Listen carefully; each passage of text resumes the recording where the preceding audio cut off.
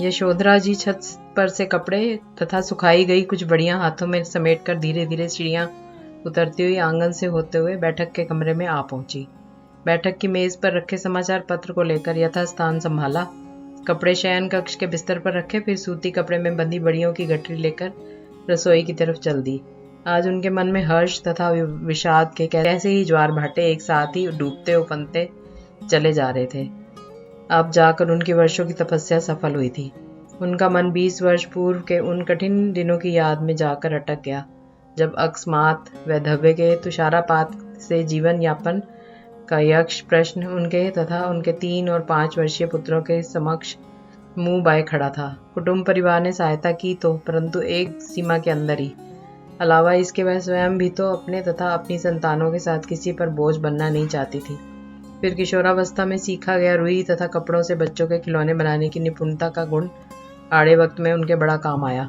पहले तो आस पड़ोस तथा रिश्तेदारों को आपूर्ति करनी आरंभ की, फिर इन्हीं लोगों के परिचय के बूते उनका काम धीरे धीरे आगे बढ़ता रहा। कुछ ही वर्षों के अंतराल में यशोधरा जी प्रगति की इतनी सीढ़ियां चढ़ चुकी थी कि वे स्वयं भी आश्चर्यचकित थी कि कहाँ तो वे अपनी ही आजीविका के विषय में आश्वस्त ना थी और अब कहाँ अनेक महिलाओं को रोजगार परक प्रशिक्षण दे और अपने रोजगार में सम्मिलित कर उनका संबल बन चुकी थी। इसे वह ईश कृपा ही मानती थी, जिसने उन्हें न केवल संकट से उबारा वरन समाज में प्रतिष्ठित भी किया। ऐसा नहीं था कि जो कठिन पथ उन्होंने अपने लिए चुन लिया था उस पर उन्हें बाधाओं के पहाड़ों का सामना ना करना पड़ा हो या हताश होकर उनकी हिम्मत ही न टूटने लगी हो, परंतु आत्मबल एवं आत्मीय जनों का सहयोग ही सारी दुश्वारियों को पार करने का संबल बना रहा। वह जानती थी कि संध्या के दीपक की लौ की तरह ही उनको भी इस भीषण रात्रि के व्यतीत होने तक आलोकित रहना ही होगा।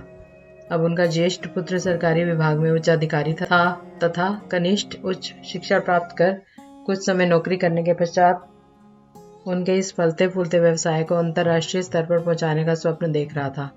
यशोधरा जी अपने दोनों पुत्रों हेतु योग्य वधू संधान में पूर्ण मनोयोग से जुटी हुई थी। ज्येष्ठ पुत्र का संबंध तो एक योग्य एवं गुणवती कन्या से ठहर भी गया था। इसी संदर्भ में आगामी सप्ताह को उन्हें कन्या पक्ष के घर कुछ परंपरा निर्वाह हेतु भी जाना था। प्रातः तुलसी के चौरे में जल अर्पण कर पूजन कर पिछली संध्या की सांझ बाती को देखते हुए यशोधरा सोच रही थी कि अंततः उनकी विकट रात्रि समाप्त हुई। अब उनके दोनों पुत्र दिवाकर तथा प्रभाकर गगनांचल में अपने नाम के अनुरूप ही पूरी आभा के साथ चमक रहे थे।